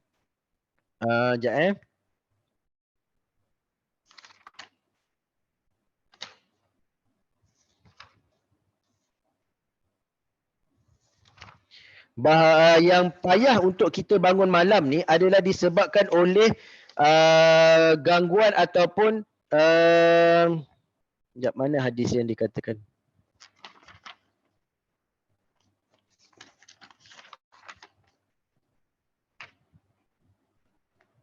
Okey. Nabi SAW bersabda, Nabi kata, ini pada waktu malam yang biasa, bukan pada malam Ramadan. Nabi kata, rajulun nama lailatan hatta asbaha. Qala, dhaka rajulun bala syaitanu fi uzunaihi. Atau qala fi uzunihi. Hadis muttafaqun alaih, hadis riwayat Bukhari dan Muslim. Kata Nabi SAW, pernah dekat dengan Nabi, dibicarakan seorang lelaki yang dia ni tidur semalaman sampai pagi. Mengapa? Maka Nabi SAW mengatakan, itulah lelaki yang kedua telinganya dikencingi oleh syaitan. Atau bersabda yang mana telinganya dikencing oleh syaitan. Maksudnya, nak nyatakan dekat sini bahawa pada waktu malam yang bukan Ramadan memang benar-benar syaitan ini mengganggu dan menggugat kita. Kalau kita tak kuat, mudah kita kalah dengan gangguan syaitan. Sebab tu kadang-kadang bila mana kita bangun, kita nak kena kuat, kita kena lawan. Dia tak boleh bila mana kita nak bangun malam ni, kita kata nantilah dulu 5 minit lah lagi, kan biasa tak kadang-kadang. Tunggulah kejap lagi, tunggulah jam tu bunyi kali yang kedua, dan bila dah je tengok-tengok dah azan subuh, Allah dah terlajak, dah tak sempat nak bangun. Tetapi perkara ni dia tidak berlaku pada Ramadan. Kerana Nabi SAW menyatakan bahawa pada bulan Ramadan ini, antara kelebihannya Allah Subhanahu Wa Taala membuka pintu-pintu syurga. Allah menutup pintu-pintu neraka dan diikat syaitan-syaitan ini daripada mengganggu gugat manusia. Maka dengan sebab itu kita lebih mudah untuk beribadah kepada Allah Subhanahu Wa Taala. Maka dengan sebab itu pada bulan yang mulia ini kita kena rebut kelebihan ni. Sebab pada 11 bulan yang lain mudah untuk kita bangun. Tetapi pada sebulan yang mulia ini Allah SWT telah mengikat musuh kita yang selama ni duk ganggu kita untuk kita bangun. Maka mudah-mudahan untuk menghidupkan malam-malam kita dengan beribadah kepada Allah. Apatah lagi bila mana adanya kefarduan ataupun pensyariatan sahur bagi umat Nabi Muhammad SAW. Kan ada hadis Nabi mengatakan bahawa tasahharu fa inna fis sahuri barakah. Maka bersahurlah kerana pada sesungguhnya pada sahur itu adanya keberkatan. Dan waktu sahur ini juga adalah waktu yang boleh untuk kita bertahajud dan kita menghidupkan malam kita dengan beribadah walaupun hanya dengan 2 rakaat yang ringkas. Maka kita cubalah berazam, mudah-mudahan dengan keistimewaan yang ada pada malam, pada Qiyamul Lail, pada kita menghidupkan malam ini, ia memberi satu semangat kepada kita untuk kita berazam 30 hari yang akan datang pada Ramadan ini, kecuali pada malam-malam yang uzur lah bagi orang perempuan. Itu pun selain uzur bukan menghalang dia untuk menghidupkan malam itu dengan beribadah. Dia cuma tak boleh solat. Dia masih lagi boleh berzikir, kan? Dia masih lagi boleh mengingati Allah dengan memuji Allah Subhanahu Wa Taala. Jadi saya rasa sekadar itulah perkongsian yang boleh saya berikan kepada tuan-tuan dan puan-puan. Dan kita kena ingat bahawa Ramadan yang akan datang ini kita tak pasti kita boleh habiskan atau tidak, tapi kita kena sentiasa berdoa supaya Allah memberi kekuatan untuk kita dapat hidup sebentar pada bulan Ramadan. Dan kita kena berazam untuk menjadikan Ramadan yang akan datang ini adalah Ramadan yang paling baik berbanding dengan Ramadan-Ramadan yang telah lalu, kerana kita tak tahu adakah kita berkesempatan untuk bertemu dengan Ramadan yang akan datang, Ramadan yang akan datang pada selepas itu. Jadi dengan sebab itu bila mana Allah memberikan kita peluang, kita wajib menggunakan peluang ini dengan sebaik-baiknya. Kita menghidupkan malam-malam kita dengan beribadah kepada Allah. Seperti mana kata Nabi, man qama Ramadan imanan wa ihtisaban ghufira lahu ma taqaddama min dzambi. Barang siapa yang menghidupkan malam Ramadannya dengan beribadah kepada Allah dengan penuh keimanan dan mengharapkan keredaan Allah. Mengharapkan keredaan ni, mengharapkan sesuatu itu adalah mengharapkan keampunan, mengharapkan doa kita diterima, mengharapkan supaya kita mendapat syurga Allah Subhanahu Wa Taala. Dengan kita yakin bahawa dengan amalan-amalan kita ini mudah-mudahan kita dapat menarik perhatian Allah kepada diri kita yang hina ini. Mudah-mudahan Allah SWT akan mengampunkan dosa-dosa kita yang lalu. Dan sesungguhnya kita ini adalah manusia yang lemah, manusia yang pastinya tidak lari daripada melakukan kesalahan, manusia yang penuh dengan kekurangan dalam ta'abud, dalam mengabdikan diri kepada Allah. Mudah-mudahan Allah Subhanahu Wa Taala berikan kita kekuatan. Kunci kepada kita nakkan sesuatu adalah dengan doa. Kalau kita tak minta dengan Allah, bagaimana nak beri kat kita? Sebab tu belum masuk Ramadan ni lagi kita kena berdoa. Sebab tu para salafus soleh kan, 3 bulan sebelum Ramadan dia dah berdoa, Allahumma barik lana fi Rajab wa Sya'ban wa balighna Ramadan. Ya Allah, berkati kami pada bulan Rajab dan Sya'ban dan sampaikan kami pada bulan Ramadan. Maka doa itu merupakan satu kekuatan kepada kita. Kita berdoa kepada Allah, mudah-mudahan Allah memberikan kita kekuatan untuk kita mengkhatamkan Al-Quran.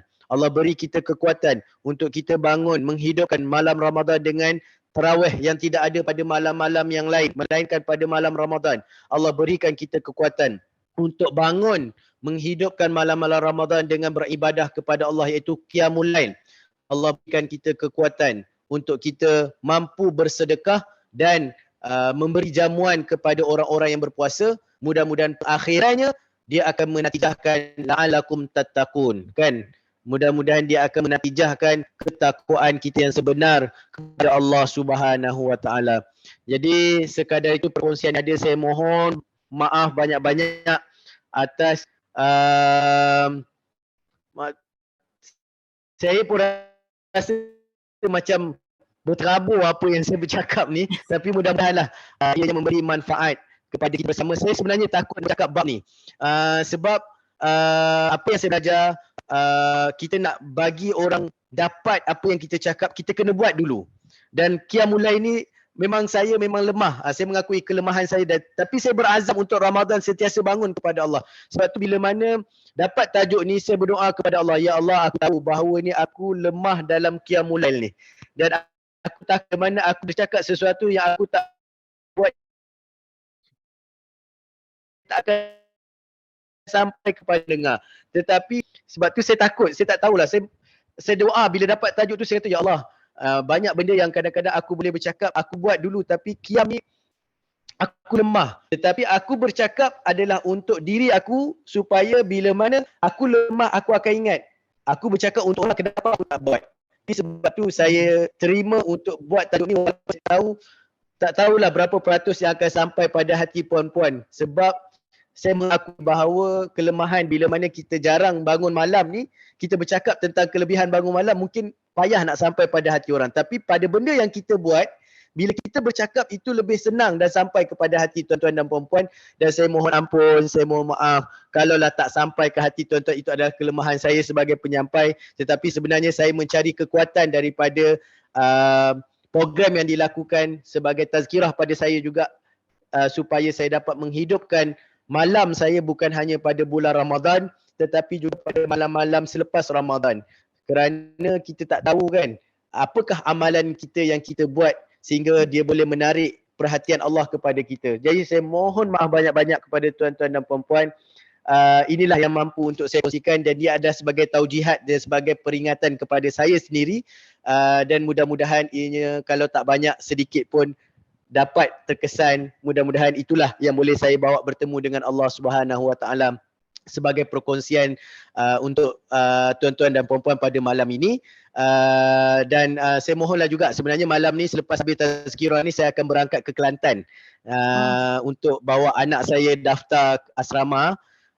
Jadi doa mudah-mudahan Allah permudahkan urusan pada ini, dan seterusnya anak saya dapat menuntut ilmu dengan sebaik mungkin dan diberikan oleh Allah SWT kelapangan hatinya dalam menuntut ilmu. Saya mohon doa semualah, mudah-mudahan Allah berkati. Dan saya mohon maaf sekali lagi kalau apa yang saya cakap tak sampai ke hati tuan-tuan, dan saya akui bahawa benda itu bukanlah mudah, kerana saya sendiri tak mengamalkan atas kelemahan iman yang ada, tetapi saya cuba yang terbaik untuk berkongsi bersama dengan tuan-tuan dan puan-puan. Mudah-mudahan Allah menganugerahkan kita menghidupkan malamnya dengan beribadah kepada Allah Subhanahu Wa Taala. Jadi sekadar itu, Puan Marina, terima kasih atas jemputan. Mohon maaf atas segala kekurangan.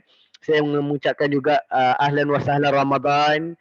Mudah-mudahan Allah beri kita kekuatan, mudah-mudahan Allah panjang usia kita sehingga berakhirnya Ramadan, dan bila mana berlalunya Ramadan, ia membawa bersama keampunan Allah, kerahmatan Allah, dan dimasukkan kita ke dalam syurga Allah melalui Babur Rayyan, iaitu pintu yang dikhususkan untuk orang berpuasa. Jadi sekadar itu, saya serahkan semula kepada Puan Marina. Falyatafaddal. Terima kasih, jazakallah Ustaz. Terima kasih Ustaz atas perkongsian Ustaz tadi. Jadi sebenarnya banyak Ustaz kita belajar. Bagi saya tajuk ni sama-samalah kita nak baiki diri kita, nak perkuatkan lagi ibadah malam kita. Sebab kita hamba yang lemah, kita selalu mesti sentiasa diingatkan. Dan semoga dalam kita berada dalam kelompok kumpulan macam ni, kita saling mendoakan dan saling mengingatkan akan ibadah-ibadah dan pertemuan kita dengan Allah Subhanahu Wa Taala di akhirat kelak. Jadi sebelum ini Ustaz, saya ingin mohonlah pada Ustaz untuk saya buka kepada sahabat-sahabat, jika ada sebarang soalan untuk diorang kemukakan. Jadi kalau ada sebarang soalan kepada Ustaz, bila boleh silakan sahabat-sahabat. Nak tanya terus kepada Ustaz pun boleh, silakan.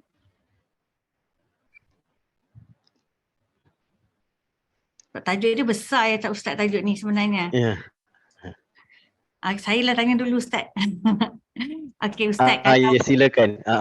Okey, qiyamul lail macam-macam seperti saya katalah, setiap tahun kita cuba baiki qiyamul lail kita. Jadi qiyamul lail kita bermula daripada selepas isyak kan Ustaz ya. Selepas isyak dah boleh dikatakan qiyamul lail lah, sehinggalah sebelum azan subuh, sebaik-baiknya 1/3 malam. Jadi kalau kita ikutkan tata cara amalan sebelum itulah, ada tak Ustaz amalan yang boleh kita amalkan supaya kita sentiasa rasa ingin nak melakukan qiyamul lail ni? Ada amalan ke, doa ke, ataupun ayat-ayat tertentu yang kita kena sentiasa amalkan supaya rasa ingin nak menunaikan qiyamul lail ni tak putus daripada jiwa kita, tak kira lah luar Ramadan pun. Dalam Ramadan tu kita tahu dia punya rahmat tu besar, termasuk di luar Ramadan jika ada. Soalan kedua, tata cara tu saya ada dengan kuliah sebelum ni, ada juga Rasulullah bangun waktu malam dengan melihat langit dan membaca 10 ayat terakhir surah Ali Imran dan berdoa. Itu nak minta pandang Ustaz sekali lah. Antara yang mungkin cara memulakan. Okay. InsyaAllah. Jazakumullah khair atas soalan. Yang pertama, macam mana kita nak hadirkan diri supaya kita rasa bahawa kita nak supaya dapat istiqamah dalam bangun malam ni kan. Bukan hanya pada bulan Ramadan tapi pada waktu-waktu yang lain. Yang pertama, kita kena letakkan dalam dia, sebenarnya dia tidak adalah satu ayat ataupun secara khusus selama saya belajar, wallahu alam kalau ada yang lain, tetapi selama sepengetahuan saya dalam saya belajar, saya bertalaki kitab berkaitan dengan qiyamul lail ke kita baca hadis, dia tidak ada satu amalan yang khusus untuk kita dapat menghidupkan malam ni. Apa macam contohnya, macam mana, apa amalan yang boleh saya buat supaya saya boleh bangun malam setiap malam kan. Maksudnya amalan yang khusus tu tidak ada. Setakat yang saya belajar memang tak ada amalan yang khusus lah yang boleh kita lakukan. Oh, sangkut Ustaz. Tetapi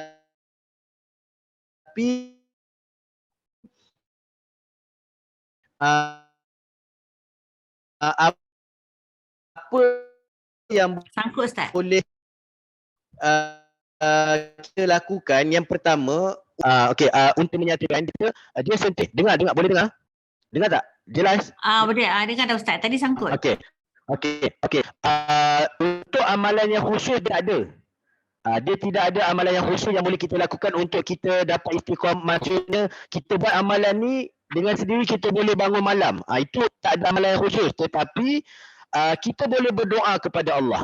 Sebab tu Saidina Umar radhiyallahu anhu dia sentiasa berdoa kepada Allah supaya dia diberi kekuatan dan dia diberi ilham untuk melakukan kebaikan kepada Allah.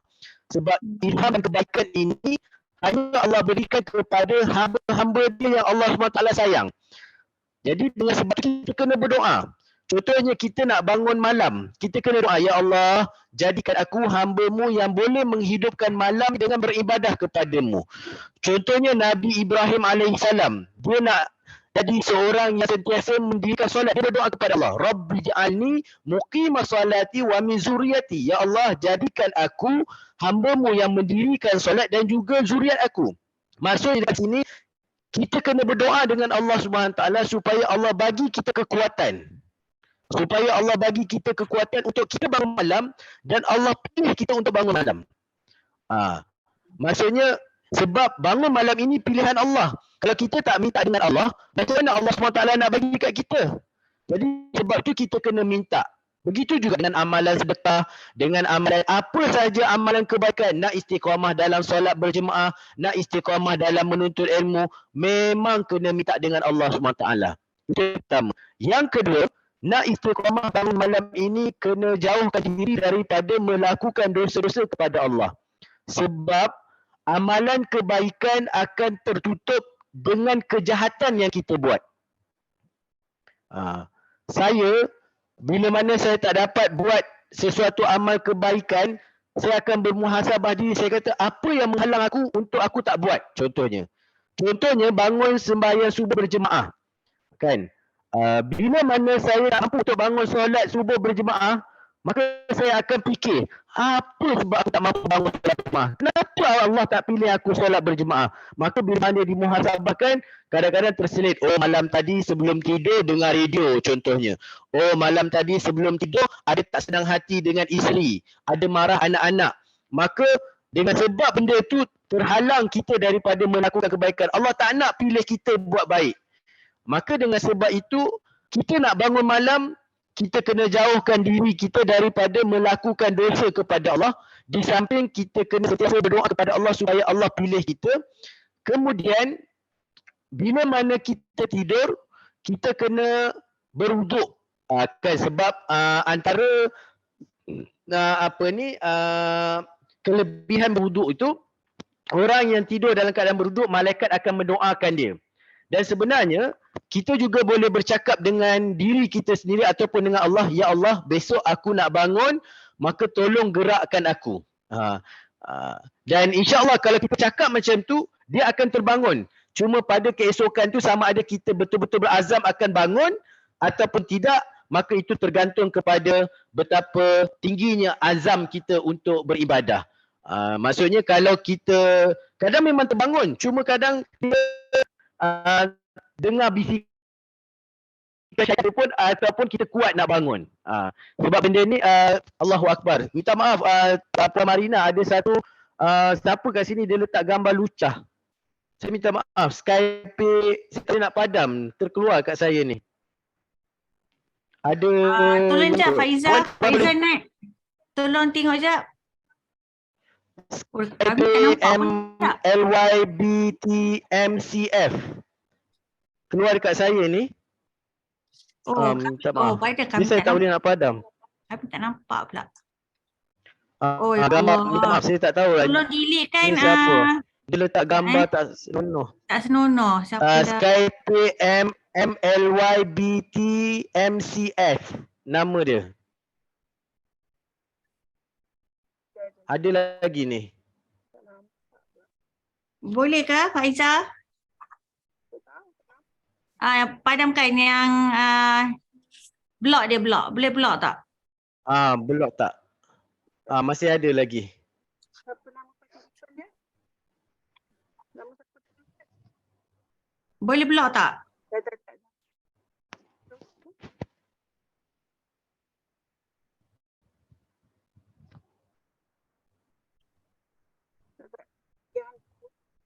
Bawa SKYPE ni. SK. MLYBTMCF. Ni. Jumpa.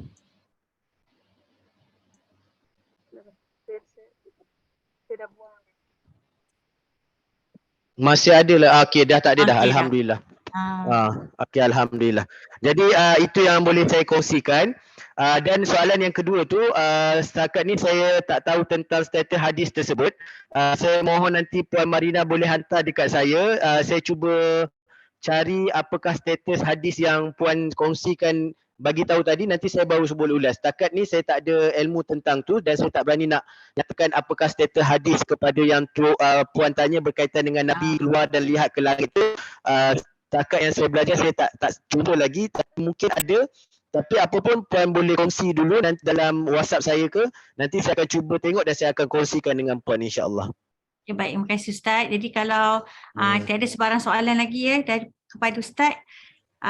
Jadi Ustaz, kami mendoakan perjalanan Ustaz malam ni lancar, selalu Ustaz lancar sampai dengan selamat pergi dan pulang. Semoga anak anda Ustaz juga berjaya menjadi anak lelaki Ustaz. Amin. Anak lelaki. Anak yang sulung insya-Allah. Anak sulung lelaki. Abdul Rahman, insya-Allah. Alhamdulillah, muka berjaya menjadi anak yang soleh, menjadi mufas insya-Allah. Amin, insya-Allah. Okay, sebelum kita tutup majlis kita Ustaz, saya mohonlah Ustaz mendoakan jemaah-jemaah yang hadir pada malam ini dan seterusnya kita akan tangguhkan majlis kita dengan tasbih kafarah dan suratul as. Silakan Ustaz. A'udzubillahi minasyaitonirrajim. Bismillahirrahmanirrahim. Alhamdulillahirabbil alamin wassalatu wassalamu ala asyrafil anbiya'i wal mursalin wa ala alihi wa sahbihi ajma'in. Allahumma inna nas'aluka ridhaka wal jannah wa na'udzubika min sakhatika wan nar. Allahumma inna nas'aluka ilman nafi'a wa rizqan tayyiba wa amalan mutaqabbala. Rabbana zalamna anfusana wa illam taghfir lana wa tarhamna lanakunanna minal khasirin. Rabbana la tuzigh qulubana ba'da idh hadaytana wa hab lana min ladunka rahmah innaka antal wahhab. Rabbana atina fid dunya hasanah wa fil akhirati hasanah wa qina azaban nar. Wa sallallahu ala sayyidina Muhammad walhamdulillahi rabbil alamin. Subhana rabbika rabbil izzati amma yasifun wa salamun alal mursalin walhamdulillahi rabbil alamin. Ya, kita tutup majlis kita dengan tasbih Jazakumullah kafarat dan barakallahu fiik insyaallah. subhanakallahumma wa bihamdika asyhadu an la Subhanakallah wa bihamdika asyhadu an la ilaha illa anta astaghfiruka wa atubu ilaik. Sallallahu ala sayyidina Muhammad alhamdulillahirabbil alamin. Jazakumullah khair. Terima kasih Ustaz. Assalamualaikum. Terima kasih. Barakallahu fiik. Assalamualaikum warahmatullahi wabarakatuh. Terima kasih Ustaz. Assalamualaikum. Terima kasih Ustaz. Waalaikumsalam warahmatullahi barakallahu fiik. Terima kasih Assalamualaikum semua. Terima kasih semua. InsyaAllah kita jumpa bulan depan lah rasanya Ramadan